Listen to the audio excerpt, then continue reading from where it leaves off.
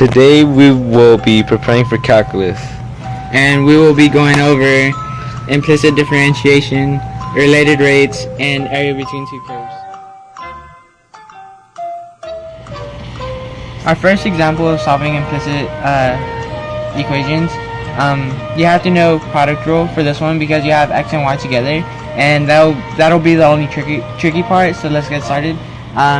Just taking the derivative of e to the x is e to the x, and your simple take derivative of sine, which is cosine.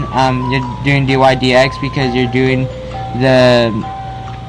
you're taking the derivative respect to x, and this is with respect to y, and this is where you use your product rule. So you have your x times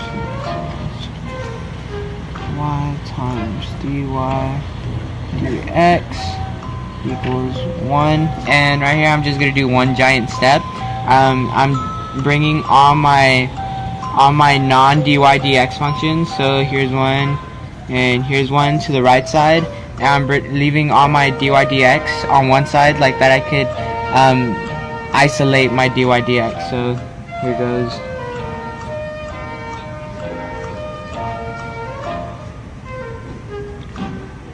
Plus 2xy ey squared equals, so I have negative e to the x minus ey squared plus 1, and then I'll just divide by my negative cosine y plus 2xy ey squared, and that's how you isolate your dy dx, and that's how you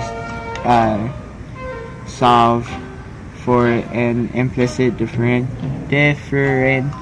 I can't say that word, sorry, but yeah.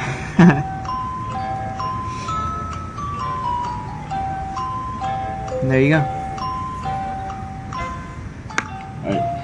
Alright. So for example number 2, we have a trig within a function, and then this function, well, we can derivatize it inside of it, so we're gonna have to use chain rule.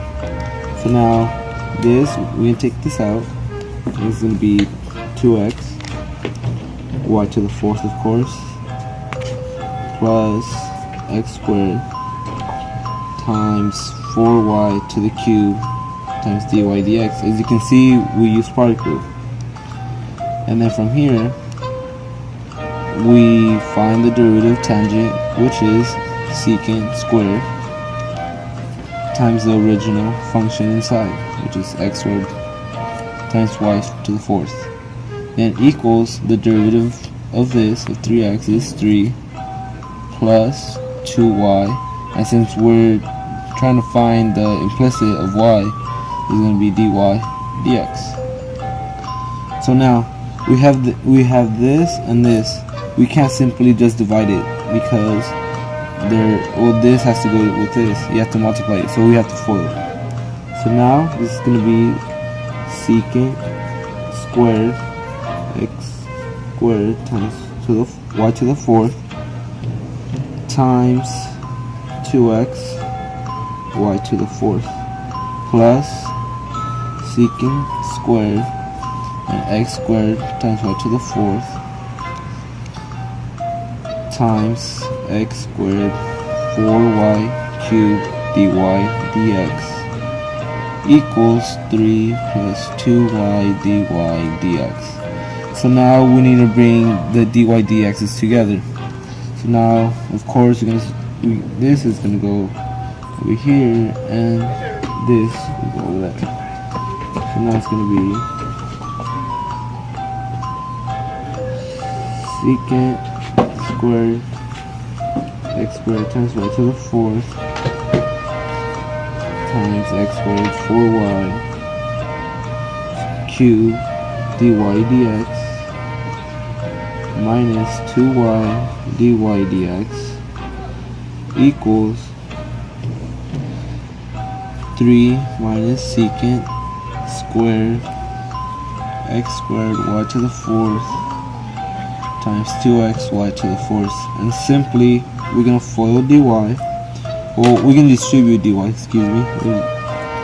Just leave dy dx out of the equation because they're both in both functions, and we're simply going to divide secant squared x squared y to the 4th times x squared 4y cubed to 3 minus secant squared x squared y to the 4th 2x y to the 4th. And we're simply going to divide this. So we just got to think about dy dx as a variable. I'm going to divide this to this. Alright. So your answer will be dy over dx equals 3 minus secant squared x squared y to the 4th and 2x to the 4th all over secant squared x squared y to the 4th times x squared 4y cubed. And that is your final answer. And as you can see, I grasped both f of x and g of x, and it gives me the integrals between 0 to 2 in the x-axis. So now we gotta find the area. So area, why is this really being open? Will be the integrals of 2 and 0 times g of x minus f of x times d of x. So now we got 2 and 0, which is 4 of x is 4 cosine 1 over 4 pi x minus 2x squared minus 6x plus 4 d of x. So now we find the antiderivative. That's 4 pi sine, because cosine goes to sine, pi over 4x minus is 2x cubed over 3 minus 6x squared over 2, which is 3x squared, plus 4x. And we can't forget our integrals, 2 and 0. So simply, you can just see that we're gonna plug in 2 and 0. So it's 4 times 4 pi sine pi over 4 times 2 minus 2 squared over 3 minus 3x 2 to the square 4 times 2 minus 4 times 4 pi sine pi over 4 times 0 times 2 0 cubed over 3 minus 3x squared, which is, plug in 0, 4, 0. So now our final answer, well, in the process will be 16 pi from here to there, 16 pi minus 16 over 3 minus 12 plus 8, making your final answer 16 pi minus 4 over 3. For our second example, we have the graph represented here. We have the function y equals 4x plus 16 and y equals 2x squared plus 10. We're going to be finding the area of both endpoints, or both ends as you can say, and we're just going to ignore this middle region right here. So in order to do that, we need to do our integral. So area equals, and on the graph you can't really tell, but it's going from -2 to 1, and then proper notation, so 2x squared plus 10, minus, it's top curve minus bottom curve, so this parabola is above the line, so that's why we do that. 4x plus 16 dx, and then since we're finding two regions, we're just gonna add our second region, so the integral from 3 to 5, and then we have the same thing, 2x squared plus 10 minus 4x plus 16, dx, and from here we look for our antiderivative. We could combine these terms. It's pretty simple, so I'm just gonna do it in one giant step. So I would get 2/3 x cubed minus 2x squared minus 6x.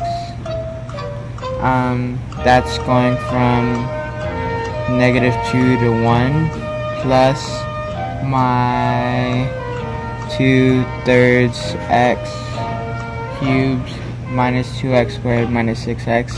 It's the same thing. Kind of squished here, but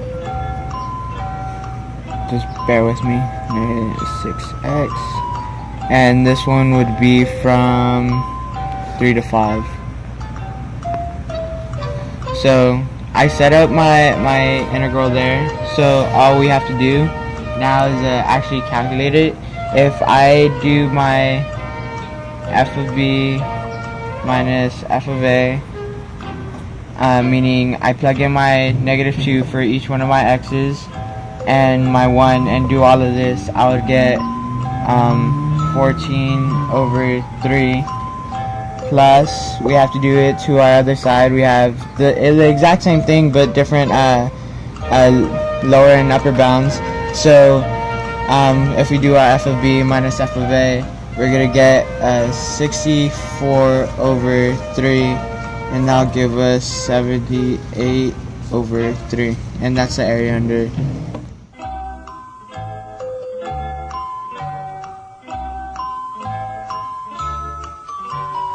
So we know that we have this equation, right? We know that the ladder is 20 feet long from the building, and from the top of the ladder to the ground, it's 8 feet long. 8 feet long. And we don't have x. But what we do know is that z equals 20, y equals 8, and the rate of change of dx is dx over dt equals 4. And then we also know that the length of the ladder remains constant, so dz over dt equals 0. And we know that this is a right triangle, right? This is a right triangle. So we're going to have the equation z squared equals x squared plus y squared. And we have to take the derivative of this. So it's 2z dz over dt equals 2x dx over dt plus 2y dy dt. And we know we have to factor this out. We have to factor the 2 out. And so this would basically be dz times dz dt equals x dx times d over t plus y dy dt. Now from here we substitute it in. So it's 20 times 0 equals 4x plus 8 dy dt. See, the thing is, we're looking for dy, so now we have to use the Pythagorean theorem again, and this time just use it originally. 20 squared, and of course we don't have x, and then we have x 8 squared.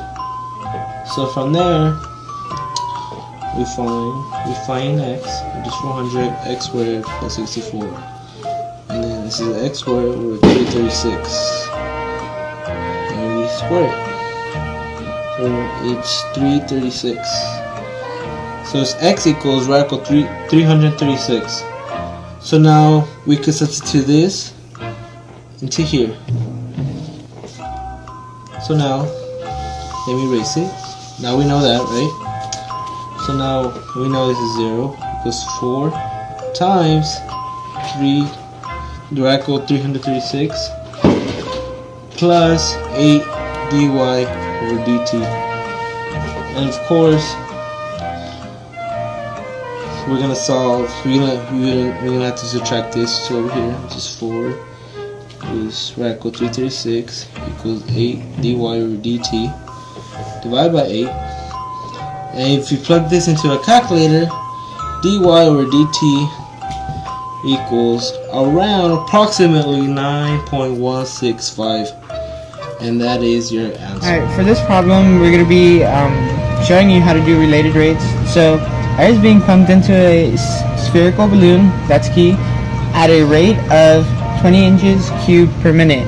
Now this is very important. How fast is the radius of the balloon increasing when the radius is 6 inches? So for the formula of a sphere, it's v equals 4/3 pi r cubed.